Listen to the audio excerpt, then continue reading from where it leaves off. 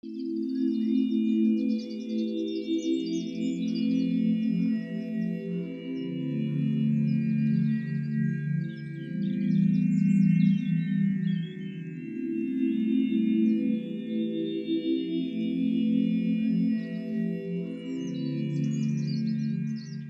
dispositif nanorumeur explore de manière participative les limites de la communication scientifique. Pourquoi est-ce si compliqué de transmettre un savoir scientifique en public de non-initiés? Un chercheur choisit un concept dans son domaine de recherche. On sélectionne 3 volontaires dans le public. Il y en a un qui monte sur scène et 3 autres qui sont dans les coulisses. Le chercheur explique son concept au premier et ensuite le premier va expliquer avec ce qu'il a compris au deuxième et puis le deuxième au troisième et on va voir comment cette information se dégrade, comment la rumeur se propage. Pour cette deuxième édition, nous avons invité Jacqueline Bloch qui est à l'Académie des sciences ainsi que Juan Ariel Levenson qui est président sortant de la Société française d'optique et cofondateur du réseau CENANO. Albert Muckeberg va nous aider à interpréter la déformation de l'information et interpréter les biais cognitifs.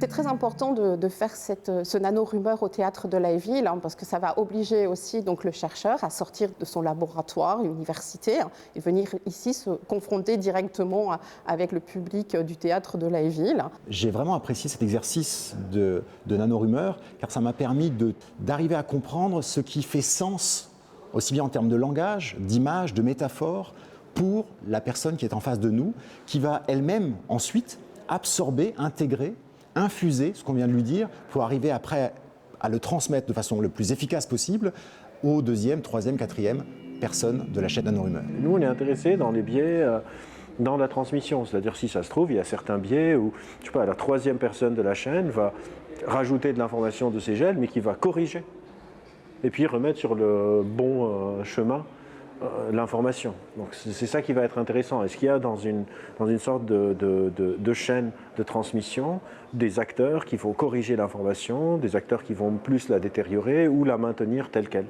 C'est un peu ça qui nous intéresse. Je vous ai parlé de plusieurs choses que je peux mesurer. Gardons en tête 2.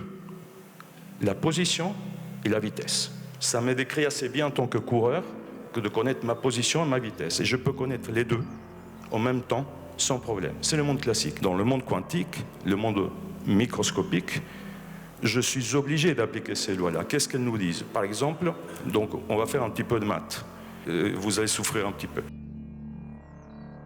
Je peux connaître exactement en mécanique quantique la position d'un objet quantique. Mais à ce moment-là, je dois admettre de ne rien connaître sur sa vitesse. Et c'est ça, une mesure quantique non destructive. Dans le monde de la mécanique quantique, il m'a perdu très rapidement. J'en suis désolée. Il a donné un exemple de vitesse. C'était lié avec quelqu'un qui courait et la position où on est. Vous avez des questions? C'est sûr. Si on fait une mesure selon un point de vue, un concept, on peut perdre l'autre point de vue au concept. Parce que le but de la médiation scientifique, c'est pas de trop simplifier. Un des auteurs que j'aime le plus s'appelle Stanislas Lem. Il dit une sursimplification ne vaut pas mieux qu'un mensonge. Donc si on simplifie trop, ça perd.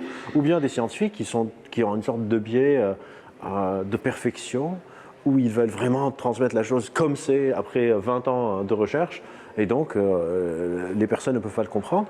Après, dans les biais de la réception, on ne peut pas prédire comment une personne va s'approprier une information. Superfluidité de la lumière. Donc, dans le titre, il y a 2 notions, fluide, lumière, et puis superfluide, c'est encore un autre degré. Donc d'abord, lumière. Qu'est-ce que c'est la lumière?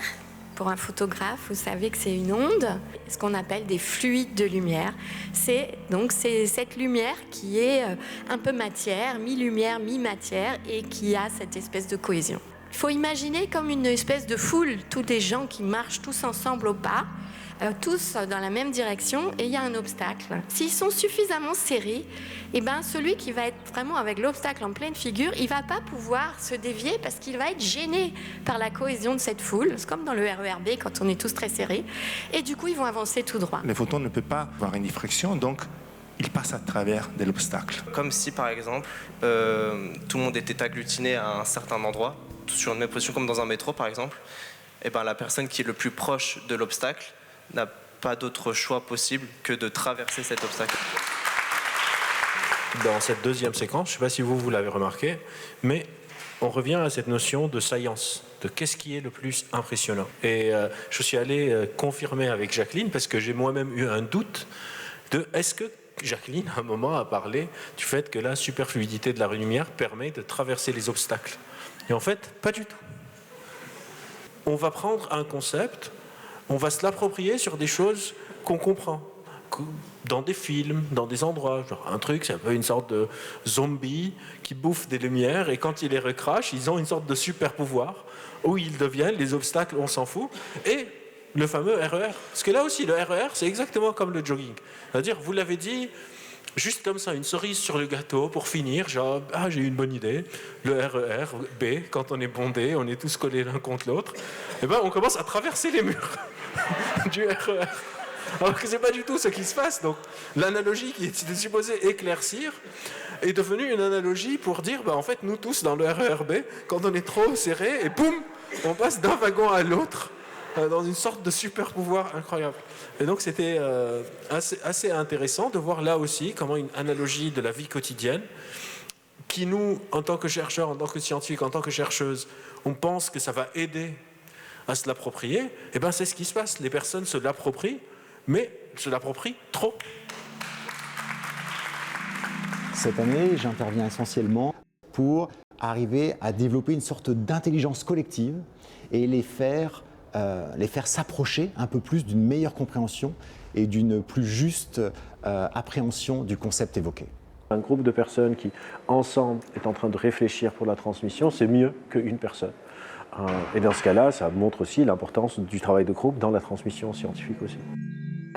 D'abord, c'est hyper intéressant de voir qu'est-ce que les gens ont retenu, comment l'information s'est concentrée pour ressortir quelque chose qui est différent de ce que j'ai expliqué, mais qui est quand même assez proche. Ce que j'ai trouvé remarquable, c'est le côté collaboratif. On a construit vraiment quelque chose ensemble. Et pour quelqu'un comme moi, qui a envie de communiquer avec un public élargi au-delà de la communauté scientifique, ça m'a donné déjà des intuitions sur ce qu'il faut que je corrige, la manière dont il faut que j'enchaîne les images. Ce qui m'a plu, c'est interroger nos biais, à la fois en tant que récepteur d'informations, mais aussi en tant qu'émetteur.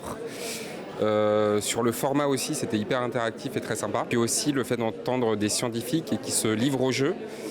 Ça donne aussi envie d'apprendre sur leur discipline. La question qu'il y a derrière, c'est comment est-ce qu'on pourrait aller beaucoup plus loin et que ça touche notamment par les médias, par la télé, un public le plus vaste possible. Et c'est cette richesse, moi, de formes de biais, mais pas au sens négatif, au sens de déviation, finalement, de la pensée, du ressenti, de l'émotion. Ces déviations qui provoquent des biais, mais nullement négatifs, qui sont en fait très créatifs. Il y a une démarche quelque part scientifique là-dedans qui me plaît aussi beaucoup, sans que je sois du tout scientifique. Il y a ce qu'on veut dire, ce qu'on dit, ce qu'on entend, ce qu'on comprend et ce qu'on... Enfin, donc, il y a énormément de possibilités aussi de perdre de l'information, de comprendre autre chose. Le problème, c'est pas que tu ne saches pas. Le problème, c'est que tu ne saches pas alors que tu crois savoir. Et le problème, c'est encore plus grave, c'est que tu ne sais pas que tu ne sais pas.